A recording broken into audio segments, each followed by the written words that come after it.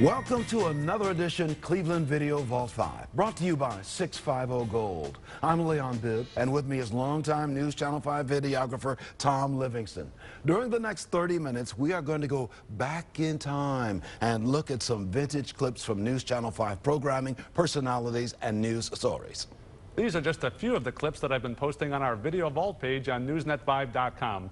And we'll tell you some of the stories behind the stories you'll be seeing. And Leon, some of these are really doozies. Believe me, Tom, I know that. So let's get started right now. We're going to begin this show by celebrating the old Cleveland Municipal Stadium. It was home to our Browns and, of course, the original Dog Pound. It also hosted college football games, rock concerts, and religious events.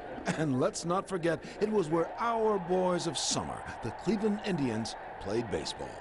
And if you were at one of those games at the old stadium, chances are you stood up, took off your cap, and heard the national anthem sung by the man with the golden voice, Rocco Scotti.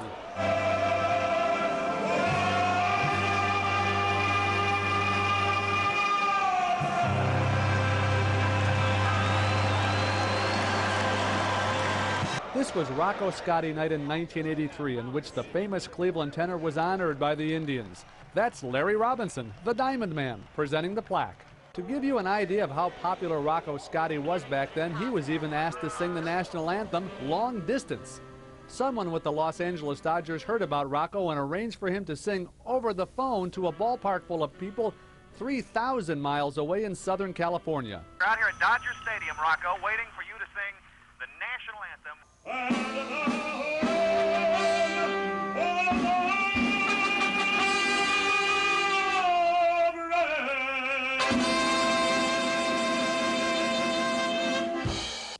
For the 2001 home opener, Tribe owner Larry Dolan invited Scotti to make his singing debut at the Jake.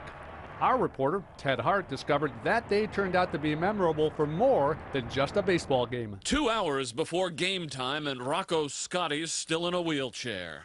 Early this morning, he was knocked unconscious in a two-car accident.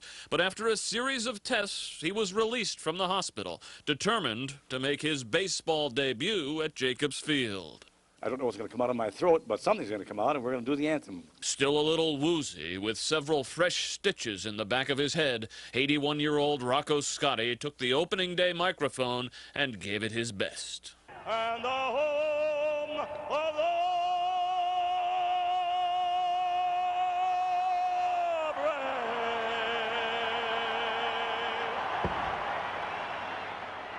Many people remember those Indians games at the old stadium for a lot of bad baseball by the Tribe, but it wasn't all bad. And even once, Indians baseball was perfect. It's a 4-game series against the Toronto Blue Jays. They open this evening, and Len Barker will pitch tonight's game. It is still on. This was Len Barker's perfect game. Most everyone has seen the actual TV coverage that was broadcast that night by Channel 43. But this is a different angle of those last two outs, not seen since. Unlike Channel 43's video, here you can see pitcher Len Barker's reaction to his amazing feat. It was shot by Channel 5 cameraman Mike Ward.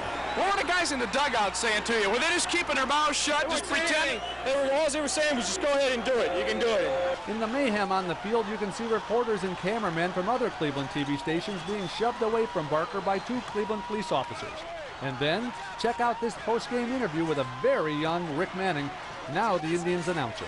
It was a feeling we'll never forget. I had the pleasure of playing here when Eckersley threw a no-hitter, but this is a perfect game, and this is the greatest feeling I think anybody could ever have. Wow, what a night. By now you've heard, and in a moment you'll see it. Len Barker's no-run, no-hit, perfect game. It was a memorable newscast indeed, but it was about to get even more memorable. With all the excitement, the jubilation at this live shot at the Stadium Club, a certain swear word was actually uttered on live TV. We bleeped it for you here on this airing. Joe, you were charting him tonight. I believe you got the chart here, and you were charting him with the radar gun.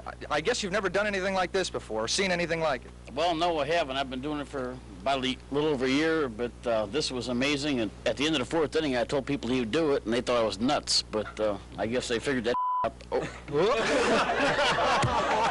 well, we're all having a good time here at the Stadium Club. Back to you. You got to watch what you say on TV. Got to watch those words. Memories. Let's go back to Rocco Scotti. What do you remember about Rocco? Well, Rocco, we all know Rocco was a class act. And Rocco sang everywhere. He sang the national anthem at the stadium. He sang it for the All-Star game at the Coliseum. You know, Rocco sang everywhere. When I posted this, his grandson contacted me on Facebook and said Rocco was just thrilled that anybody would remember him. Well, of course we remember Rocco. What do you remember about Rocco? I remember that if you ran into Rocco, say at Public Square or anywhere, and you'd say, Rocco, give me a song, and he would belt the Star-Spangled Banner for you right there. Truly a gentleman with a great voice. He actually cut a couple of albums with a symphony in Italy. We ought to find some of those albums and put them on the radio disc jockey show. Rocco, one of the great ones. What about Len Barker and The Perfect Night? Well, I was working here. I was a videotape editor at the time here at Channel 5, and Mike Ward was the cameraman that got sent down to the game. Mike was a huge Indians fan to begin with, and he was just thrilled to be there. And you can see him when you watch the TV version of it that played on Channel 43. You can see that. He gets jostled around the field, but everybody was in there. And the reporter for us, for Channel 5 at the time, was Howard Sudbury, and Howard went on to have a long career in Chicago, too. That was quite a night, and everybody says they were there. It was a cold and rainy night, as I remember. It wasn't many people there. The game was on local TV, and I think like 4,000 or 5,000 people showed up, and everybody says they were there, though. But they weren't there. No, they weren't. They saw it on TV, Yes. is what they saw it on that night. Len Barker was perfect in every way that night. Well, the old Cleveland Stadium was not the only place where the balls were dropping in. A few blocks away in the summer of 1980, the Terminal Tower was the site of a publicity stunt that went horribly wrong. Public Square suddenly became ground zero, a dangerous bombing zone. Here's the report file that fateful day by Channel 5 reporter Alan Davis. This was the view from the top as thousands of spectators gathered at the foot of Terminal Tower for the great softball drop, the highlight of a series of events marking the 50th anniversary of our city's tallest building. Inside the tower to make the tosses was Ted Stepien, owner of the professional softball team bearing his name. Down below were 6 of his players hoping to make the immaculate reception. But 3 errant tosses proved hazardous to 1 car and 2 observers, among them 24-year-old Gail Felinsky of Strongsville, whose broken wrist will long remind her of the lofty lob. On the 5th drop, history was made, and outfielder Mike Zerfoss was on the receiving end. At first, I seen everybody start going in towards the building, and then I started going in, but I could see it was coming out, so I just went back on it, and it came to me. Alan Davis, TV5 Eyewitness News.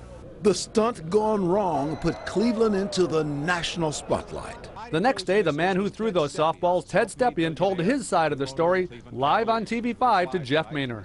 They told me that I should throw the ball 90 feet, which was correct. So when I threw the first ball, it was too far. Then you couldn't really see where it was going. No, I was so far up, Jeff, it was really scary that when you get down to it, it was ill-advised. They didn't give us any chance to practice, which we should have done this, say, on a Sunday. The police were just told about that morning. So actually, the crowd was too close. When you were up there, you couldn't even see where you were throwing the balls. That softball drop from the top of Terminal Tower, that got everybody's attention. You know, every time I talk about that or showed that video, people say, I can't believe nobody was killed. Now, they were trying to recreate that stunt that they had done in the 30s, and in the 30s, they used real baseballs. And the Cleveland Indians did that. Right, that's correct. But they wouldn't do it this time in 1980. Yeah, they didn't want to do it, just because of liability, probably? They didn't. Well, you saw the woman with the broken wrist right there. I mean, I don't think we would do that again today. Well, in the 30s, you know, and I did a little research on it, in the 30s, it was kind of a one-upsmanship. How high could you drop a baseball and see who could catch it? And somebody did it from the Washington Monument as well. Well, Ted Stepien was behind that little thing that they did. He owned the Cleveland Competitor softball team, and he was always looking for a little publicity. Later on, the Cleveland Cavs. Well, right. At that point, he just purchased the Cavs, and he'd done some publicity stunts with that too, and he was an advertising man. I think nationwide advertising. So you got to be careful when you're walking by Terminal Tower to look up. I mean, there could be a ball coming down. Yeah, right. Bouncing around there, right. You got to be careful walking around Public Square. Well, coming up next, back before Skype, back before cell phones, back before computers, there was a technological marvel called Action Cam. We'll show you its birth. And we'll also take a look at the opening years of a local fun park where many families had a whale of a good time. Don't forget, you can always see these clips and much more on Tom's video page at newsnet5.com. We'll be right back. See dozens of vintage clips from decades of News Channel 5 programming. Go to newsnet5.com/Cleveland Video Vault 5, presented by 650 Gold.